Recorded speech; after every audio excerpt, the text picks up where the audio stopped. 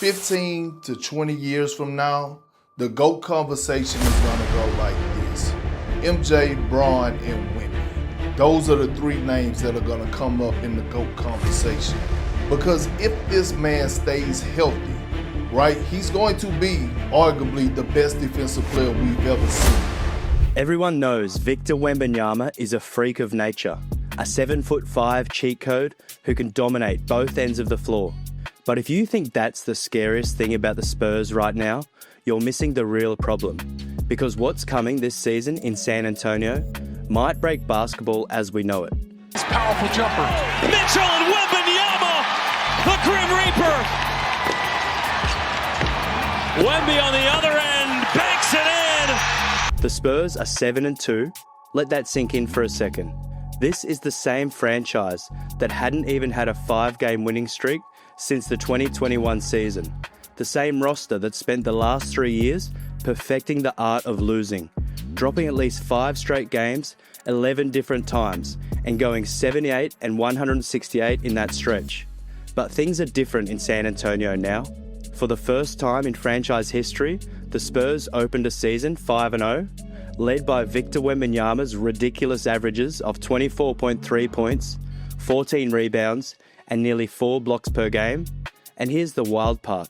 They did it without former All-Star guard De'Aaron Fox, who was still recovering from a hamstring strain. Now, Fox is back, and the Spurs just hung 126 on the Pelicans and 121 on the Rockets in back-to-back games. They're sitting 5th in the NBA in defensive rating and 6th in offensive rating. Their aggressive guard play, steady veteran presence, and Wemby's inevitable dominance have them playing like a team that's figured it out. And for some of these players, it's been a long time coming. Remember, this is a franchise that lost 16 straight in 2023, then topped that with 18 consecutive losses the following season. That kind of stretch was unthinkable for a team that once defined consistency.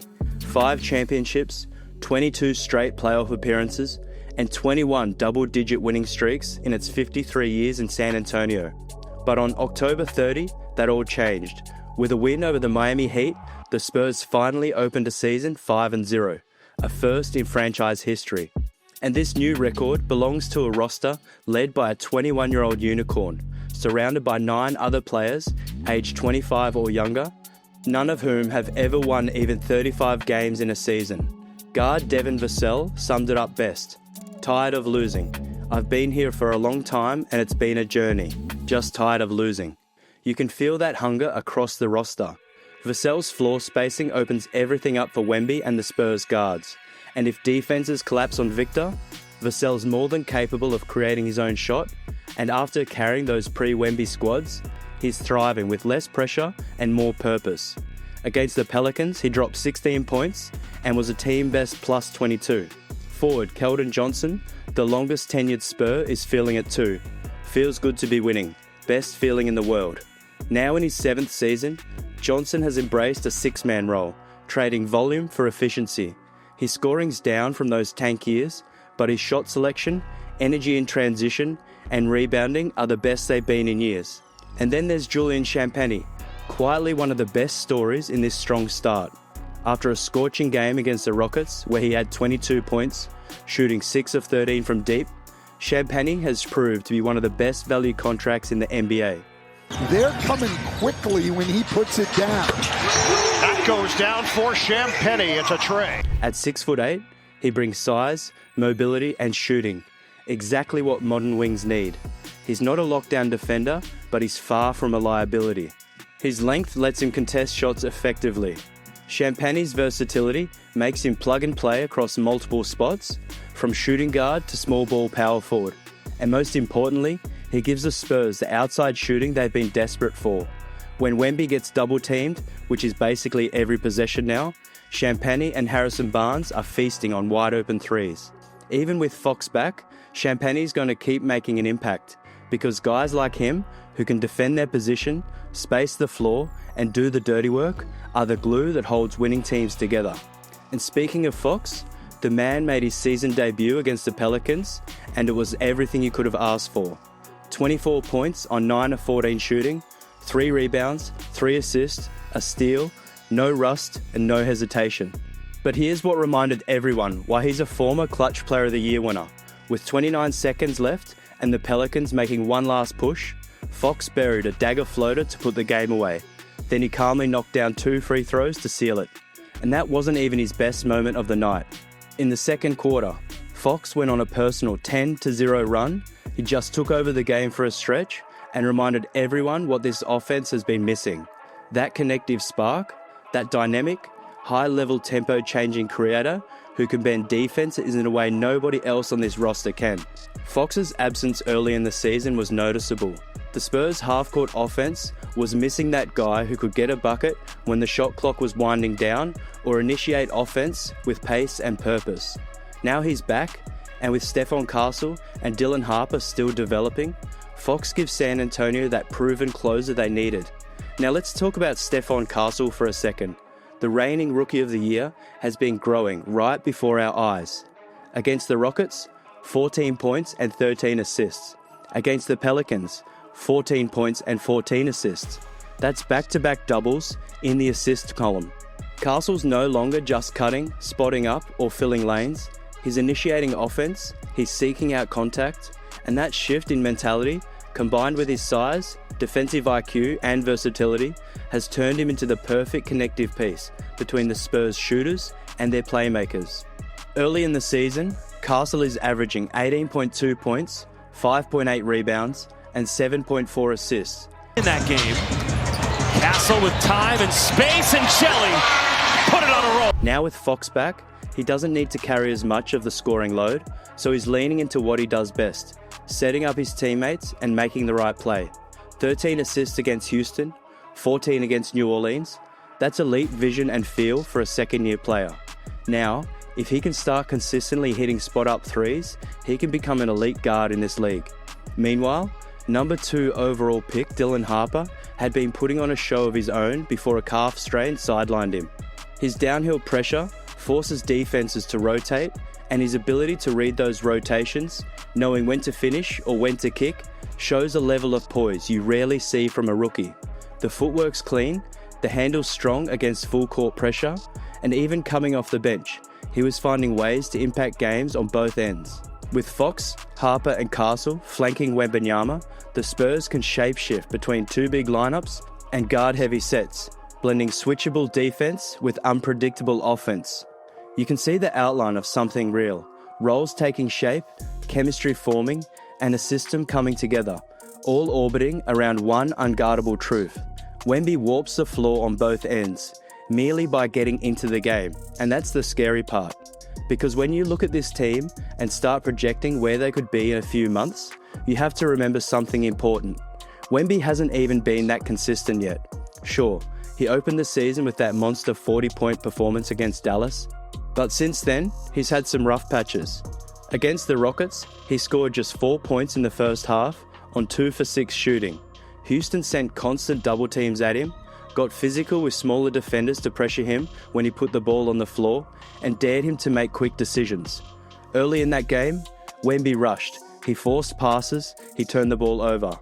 But in the second half, something seemed to click. He started showing more patience. Instead of trying to beat the double team immediately, he held the ball, let his teammates rotate and cut, then made the read. Pass to the open man, put the ball on the floor and attack, or shoot the jumper. Sound familiar? That's what Jokic does. That's what all great playmaking bigs do. Wemby finished that Rockets game with 22 points, 8 rebounds, 4 assists, and 2 blocks. Not a stat-stuffing masterpiece, but a game where he seemed to figure it out on the fly and adjusted to what the defense was giving him. Against the Pelicans, 18 points and 18 rebounds, controlling the defensive glass and initiating the fast break.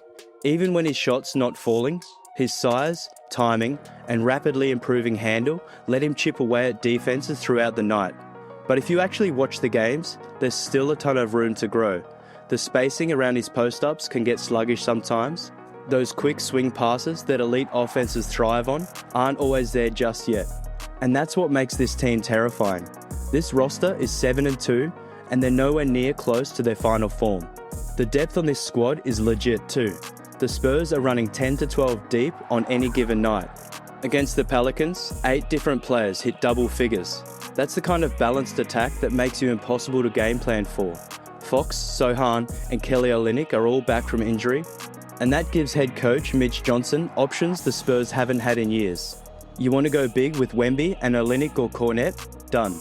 You want to go small and fast with Fox, Castle and Harper running the break? Easy.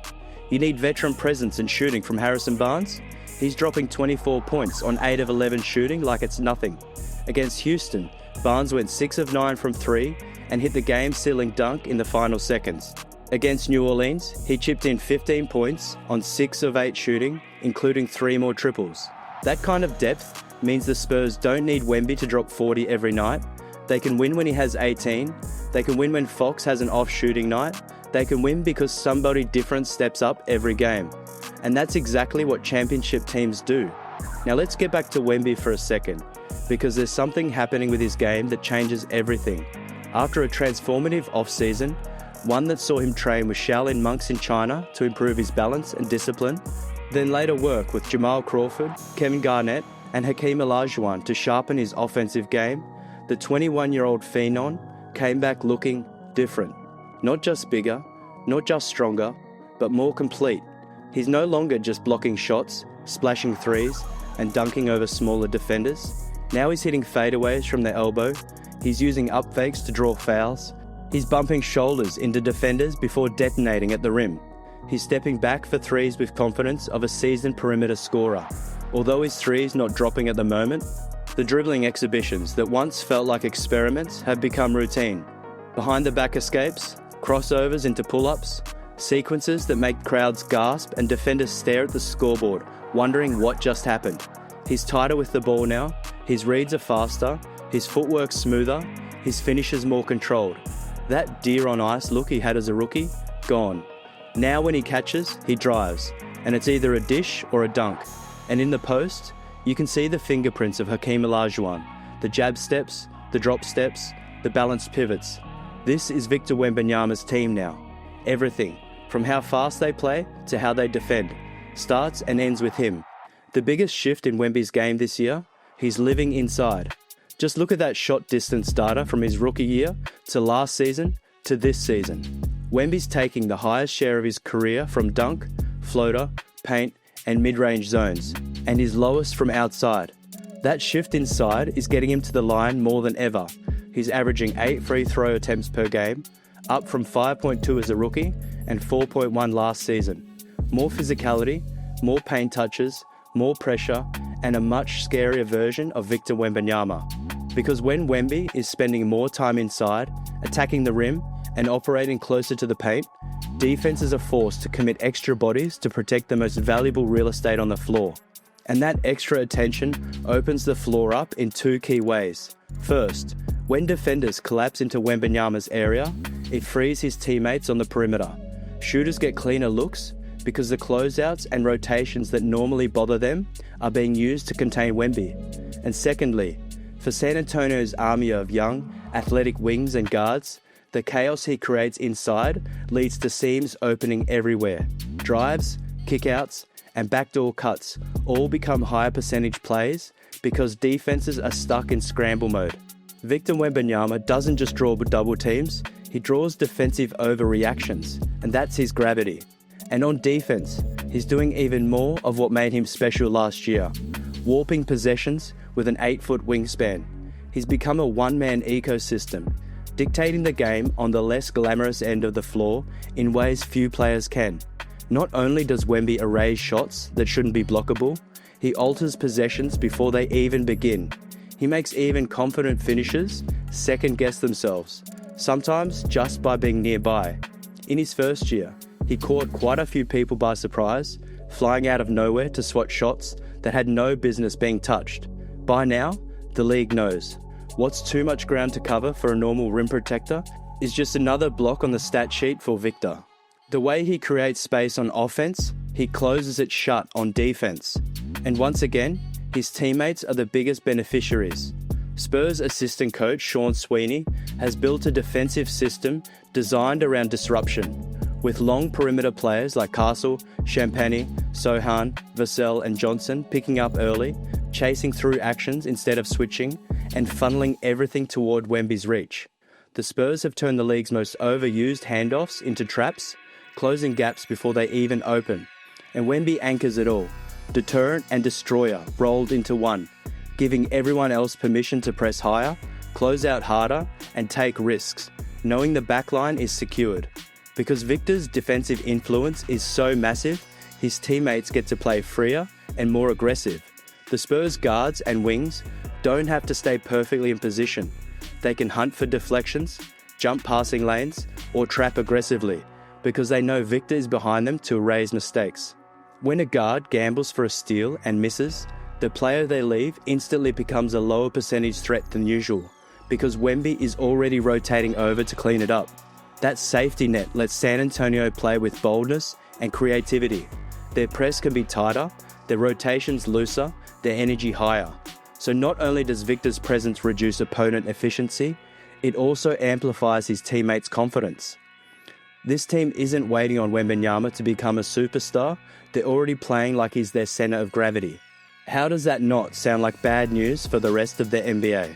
There's a new maturity in Wemby's game now, a deeper understanding of timing, positioning, and patience. His body language, once cautious and learning, now carries the quiet assurance of a superstar who knows he belongs. And in many ways, that mirrors the Spurs' transformation. The franchise that once defined patience is now moving with urgency. And it all stems from Wembanyama's mindset. When he said he didn't want to lose anymore, it wasn't just a soundbite. It was a cultural shift, and it's already producing tangible results. Victor Wembanyama is more than just the future, he's the gravitational force changing San Antonio's presence. Castle, Harper, Fox, Vassell, Barnes and co., they're all about to feast. And it's not because they're all elite yet, it's because the floor is about to stretch wider than ever before. Are the Spurs legit contenders this year? Drop your take in the comments. And if you want more breakdowns like this, like, subscribe, and if you enjoyed this video, check out one of these ones on your screen now.